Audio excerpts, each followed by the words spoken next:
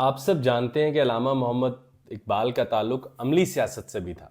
اور خصوصاً ابھی ایک کتاب پرائم موور میں جب علامہ محمد اقبال کو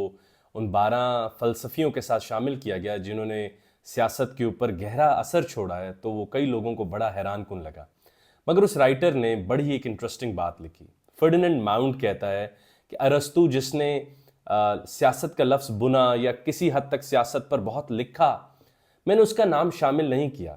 کیونکہ وہ سیاست کے بارے میں لکھ سکتا ہے، تحریک کو جنم نہیں دے سکتا۔ وہ سیاست کے خیالات تو دے سکتا ہے، سیاست کا جذبہ نہیں دے سکتا، تحریک کا جذبہ نہیں دے سکتا۔ مگر اگر ہم اقبال کو دیکھیں تو تحریک کا جذبہ ان امتوں کو بھی دے سکتا ہے جو اس سے ملے نہیں، یا ہم آج بھی دیکھیں کہ ہم اقبال سے وہ سب کچھ، وہ تمام جذبے مستعار لے سکتے ہیں جو شاید انہوں نے اس زمانے کے لوگوں کے لیے لکھے تھے، اور ہم آج وہ حرارت محسوس کر لیتے ہیں جو انہوں نے اس زمانے میں لکھی تھی۔ یعنی تقریباً 100 سال بھی ہو چکے ہیں اور اقبال کے فلسفے اور شاعری کی حرارت محسوس ہو رہی ہے۔ آج ہم ایک نظم شامل کرنے والے ہیں جو ہے فارسی میں، پیام مشرق میں ہے، اور اس کا ٹائٹل ہے فلسفہ و سیاست۔ تو اس میں علامہ محمد اقبال فلسفی اور سیاست دان کا فرق ہمارے آگے رکھیں گے۔ آپ کو بڑی حیرانی بھی ہوگی اور آپ بہت انٹرسٹنگ ویو آج سننے والے ہیں کہ علامہ محمد اقبال ایک باریک سا فرق بتائیں گے ایک فلسفی اور سیاست دان میں کیا ہوتا ہے۔ تو میں دوسرا شعر آپ سب کے آگے پہلے رکھوں گا، کیونکہ اس میں وہ سیٹائر اور ایک پن موجود ہے جو آپ کو حیران کرے گا۔ تو علامہ محمد اقبال کہتے ہیں کہ جو فلسفی ہوتا ہے وہ صحیح بات کو ثابت کرنے کے لیے ناپائیدار دلائل لاتا ہے، اور جو سیاست دان ہے وہ غلط بات کو ثابت کرنے کے لیے ٹھوس اور پائیدار دلائل لاتا ہے۔ یعنی فلسفی بات صحیح کر رہا ہوتا ہے، مگر جب آرگومنٹس ڈیولپ کرتا ہے تو وہ ناپائیدار ہوتے ہیں۔ تبھی فلسفے میں ہم دیکھیں تو ایک بڑے سے بڑا فلسفی یہ جانتا ہے کہ مکمل بات نہیں ہو پائی، یا ہمیں لاتعداد طرح کے فلسفے ملتے ہیں ایک ہی طرح کے ذہین لوگوں سے کہ وہ ایک ہی منزل کی طرف بڑھ رہے ہوں گے، ایک ہی خورشید یا سورج کو بیان کر رہے ہوں گے، بہار کو، انقلاب کو، مگر دلائل دیتے دیتے وہ ہمارے ذہن کے اندر کئی اینٹیں تو رکھ دیں گے مگر کوئی بلڈنگ نہیں بن پائے گی، اور بوجھ آ جائے گا ذہن کے اندر، کافی ہم آرگومنٹس بھی کر پائیں گے۔ تو وہ علامہ اقبال کہہ رہے ہیں کہ جو فلسفی ہے وہ صحیح بات کو ثابت کرنے کے لیے جو دلائل لاتا ہے وہ ناپائیدار ہوتے ہیں، اور جو سیاست دان ہے وہ غلط بات کو ثابت کر دیتا ہے ٹھوس دلائل کے ساتھ، پائیدار دلائل کے ساتھ، لیکن وہ بات غلط کر رہا ہوتا ہے۔ تو دیکھیے کتنی عجب اور حیران کن بات، اور کتنی خوبصورت انداز میں علامہ محمد اقبال نے سمجھائی۔ فلسفیوں کے اوپر آپ کو یہ بات بڑی خوش ہو کے سننی چاہیے کہ فلسفیوں کے اوپر جب صوفیاء کسی بھی مذہب کے اسپرچولسٹ یا ریلیجس لوگ تنقید کرتے ہیں تو وہ کہتے ہیں کہ یہ ذات سے نہیں ملتے فلسفی، یہ صفات سے ملتے ہیں،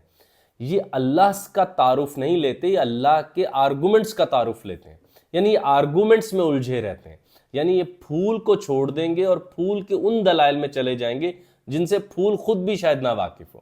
اور ان پیچیدگیوں میں ہوتے ہوتے وہ اس شے کا تعارف نہیں دے پاتے یا اس کو اس طرح بیان نہیں کر پاتے۔ تو I'm big favor of philosophy، اور تو فلسفے کا ہی یہ معیار ہے کہ وہ اپنے اوپر تنقید قبول کرتا ہے، اور فلسفیوں نے یہ بڑے دل سے قبول کیا اور اپنی اکثر رائے واپس لی۔ تو فلسفی صحیح بات کر، ان کا رستہ بالکل درست ہوتا ہے، وہ جس بات کا تعارف ہمیں دے رہے ہوتے ہیں وہ بھی بالکل درست ہوتی ہے، مگر جو وہ دلائل لاتے ہیں وہ ناپائیدار ہوتے ہیں، کیونکہ وہ عقل جو ہے آپ جانتے ہیں علم کم پیدا کرتی ہے اور حدود علم زیادہ پیدا کرتی ہے۔ عقل چیزوں کو بیان نہیں کرتی، چیزوں کو اب تک بیان، یعنی کہ آج تک اتنی ہے، کل اگلی نسل 100 سال ہم اس کو دھکیل کے آگے لے کے جائیں گے۔ تو رستہ ٹھیک ہوتا ہے لیکن دلائل ناپائیدار ہوتے ہیں۔ اور سیاستدان کہ وہ غلط بات کو ثابت کرنے کے لیے اپنے زور کلام سے، اپنی ریٹورک سے، گفتگو کے انداز اور تقاریر سے ایسے دلائل لاتے ہیں کہ لوگ ان کے ساتھ کھڑے ہو جاتے ہیں۔ تو علامہ محمد اقبال پیام مشرق میں اپنی اس نظم فلسفہ و سیاست کے پہلے شعر میں کہتے ہیں کہ تم فلسفی اور سیاست دان کو ایک ترازو میں مت رکھو،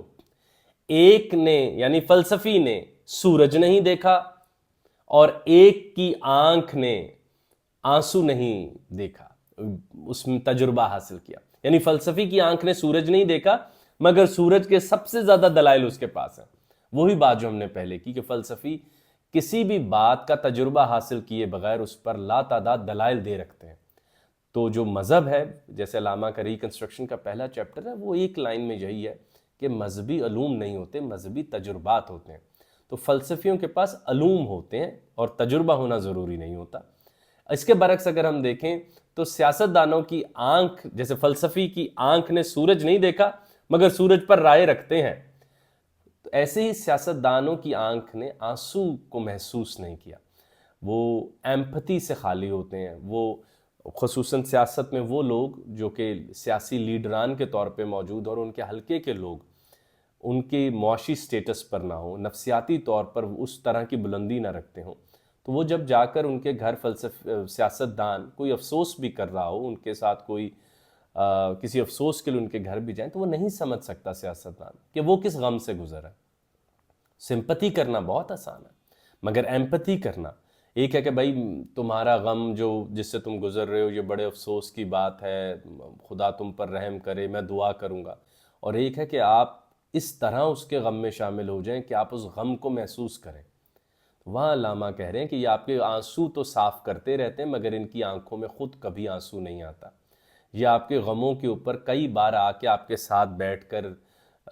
آپ کا حال احوال پوچھ لیں گے، مگر خود یہ ان غموں سے ناواقف ہیں، کیونکہ وہ اس سطح پر زندہ ہی نہیں جہاں پر شاید انہی کے حلقے کے لوگ، ان کے ووٹر کانسٹیٹوئنسی کے لوگ ساتھ شامل ہیں۔ تو یہ اتنی خوبصورت بات علامہ محمد اقبال نے ہمارے آگے رکھی کہ فلسفہ اور سیاست، اور آپ جانتے ہیں، مجھے اب ایک اور چیز شامل کروں، علامہ نے اسٹریٹ ریفلیکشن میں کہا کہ nations are born in the hearts of poets,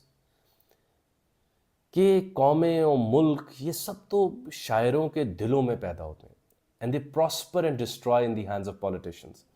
اور یہ پھر سیاستدانوں کے ہاتھوں میں اقوام و ممالک یا تو عروج پاتے ہیں یا زوال پاتے ہیں۔ اور علامہ یہ بات جانتے تھے، آپ جب ان کی کتنی باتیں، غلاموں کی نماز نظم ہم نے آپ کے آگے رکھی، یا علامہ کا ہم نے عشق کا ویو رکھا، کہ علامہ کہتے ہیں کہ مذہب و دین مسجدوں کے باہر شروع ہوتا ہے، وہاں تو ہم عبادات کے لیے جاتے ہیں، اور عشق کا مقام ممبر نہیں ہوتا، تختہ دار ہوتا ہے جہاں پر آپ انقلاب کے لیے آتے ہیں، اور پورے کا پورا اسلام قوت نا ہے، تحریک ہے، سوشل انٹریکشنز ہے، سماج کو بدلنے کی قوت ہے، یہ خیالات کا ڈھیر نہیں ہے۔ تو کیونکہ علامہ خود بھی عملی سیاست سے رہے، تو یہاں انہوں نے ایک سیاستدان اور ایک فلسفی کا فرق ہمارے آگے رکھا کہ جو سیاستدان ہے اس کی آنکھ میں نمی نہیں، اور ایک فلسفی کی آنکھ نے سورج نہیں دیکھا ہوتا مگر سورج پر کئی طرح کی رائے رکھی ہوتی ہے۔ تو اسی لیے علامہ محمد اقبال کہتے ہیں کہ تم فلسفی اور سیاستدان کو ایک ترازو میں مت تولو، ایک کے پاس ڈھیر سارے خیالات ہیں، الفاظ ہیں، حروف ہیں، ایبسٹریکشنز ہیں جو کہ فلسفی ہے، اور ایک کے پاس حد سے زیادہ عمل ہے، مگر وہ عمل جو ہے وہ اسے اپنے ذاتی مفادات کے لیے تو عزیز ہے مگر آپ کی تبدیلی کے لیے، غیر کی تبدیلی کے لیے عزیز نہیں ہے۔ تو یہاں سے ہم یہ بھی سمجھ سکتے ہیں کہ علامہ محمد اقبال کسی بھی سیاستدان سے جو پہلی امید رکھتے ہیں وہ ایمپتھی ہے، دوسروں کے غم کو محسوس کرنے کی قوت، کہ دوسروں کے غم میں شامل ہو جانا ایسے کہ وہ غم آپ کو ذاتی لگنے لگ جائے، کہ دکھ دوسرے کو ملے اور آنکھ آپ کی نم ہو، کامیاب دوسرا ہو اور مسکرائیں آپ۔ وہ لوگ سیاستدان ہیں، وہ لوگ اہل ہیں راہبر بننے کے، سماج کے، اور ہم پھر ان کو اپنا ووٹ دیں کہ آپ ہمارے نمائندے بن سکتے ہیں، کیونکہ آپ میری خوشی میں مجھ سے زیادہ خوش اور میرے غم میں مجھ سے زیادہ غمگین ہیں۔ اور پھر علامہ نے کچھ ہلکی سی ایک میٹھی سی تنقید ایک اچھے انداز میں فلسفیوں پر کی کہ صحیح باتوں کے ناپائیدار دلائل لاتے ہیں۔ اور آپ پولیٹیکل تھیوری دیکھ لیں، اکنامک تھیوری دیکھ لیں، کوئی آئیڈیا آف انٹالوجی دیکھ لیں، تو آپ کو ڈھیروں دلائل ملتے ہیں، حتمی جواب نہیں مل پاتا۔ تو حتمی جواب کے لیے ایک علم کا تجربہ درکار ہوتا ہے، جو علامہ فرماتے ہیں کہ ڈیسک ٹاپ فلاسفرز یا ڈیسک فلاسفرز یا وہ جو روم لاکڈ فلاسفرز ایبسٹریکٹ کرتے ہیں وہ ذرا زیادہ ہیں قدیم دور میں بھی، مگر وہ جو دنیا کا تجربہ لے پائے وہ کم ہے۔ آپ یہاں پر سب سے بڑی مثال کسی بھی فلسفی کو جو ایک اس کو اپوزنگ سائڈ پر نظر آ سکتا ہے وہ بدھا ہے، سدھارتھ ہیں، کہ انہوں نے غیر ضروری دلائل میں نہیں پڑے مگر چھوٹی سی نشانی دیکھ کے بعد غم کی، موت کی، بڑھاپے کی، وہ ان کے اوپر لیکچرز اور ایسے نہیں لکھنے لگ گئے مگر وہ عمل میں گئے، وہ باہر نکلے اور فوراً حقیقت کو تجربہ کرنے کی کوشش کی، جاننے کی نہیں۔ یعنی حقیقت کو ذہن کا موضوع نہیں بنایا، جسم کا موضوع بنایا، اور اس دکھا کے اوپر ڈھیروں لمبی کتابیں نہیں لکھی۔ یہ جو جاپانی تو نہیں، ایسٹرن میں جو لاؤزی کی تحریک ہمیں ملتی ہے، وہ بھی کہتے ہیں کہ اگر وہ بیان ہو جائے تاؤ کیا تو وہ تاؤ نہیں رہتا۔ اس کے برعکس فلسفیوں کی تحریک ہے چیزوں کو بیان کر کے سمجھانا۔ مشرقی طرف ہم انہیں جی کر زیادہ مکمل کرتے ہیں۔ تو یہ ایک خوبصورت سی نظم تھی علامہ محمد اقبال کی، فلسفہ و سیاست، جس میں علامہ محمد اقبال نے خوبصورت فرق فلسفیوں اور سیاستدانوں کا ہمارے سامنے رکھا۔